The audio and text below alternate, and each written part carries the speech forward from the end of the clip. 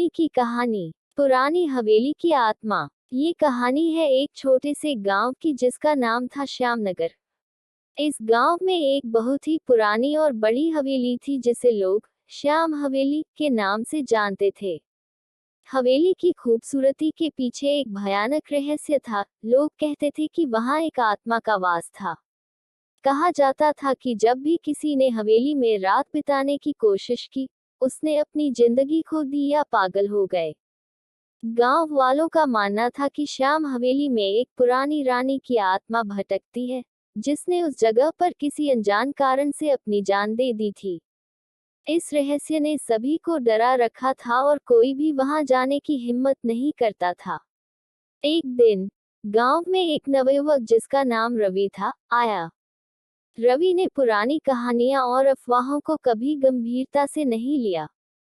जब उसने श्याम हवेली के बारे में सुना, तो उसने सोचा कि यह सब झूठ है और उसने निर्णय लिया कि वह उस हवेली में एक रात बिताकर गांव वालों को साबित करेगा कि यह सब सिर्फ कहानियां हैं।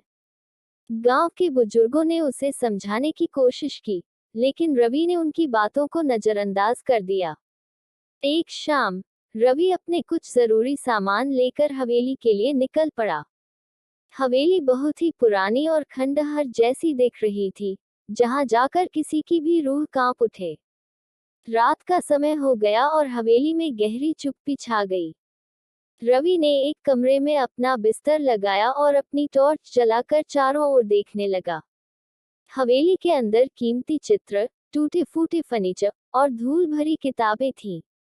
रवि ने चारपाई पर लेटकर एक किताब उठाए और पढ़ने लगा, लेकिन अचानक एक ठंडी हवा का झोंका आया और दरवाजा खुद ब खुद बंद हो गया।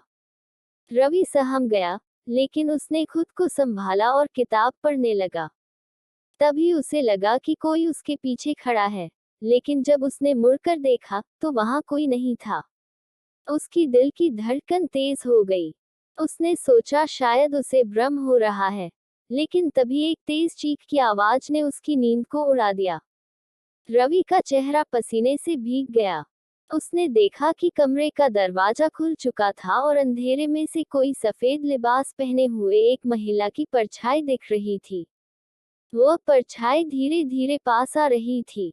रवि डर के मारे उठकर भागने लगा, लेकिन जैसे ही उसने दरवाजे से बाहर निकलने की कोशिश की, दरवाजा बंद हो गया।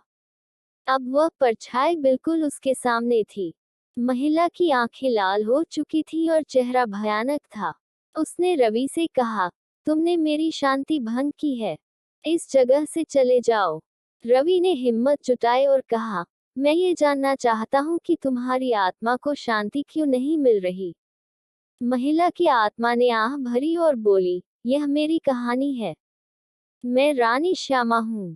मेरे पति ने मुझे यहाँ बंद कर दिया था और मैं भूख और प्यास से मर गई थी।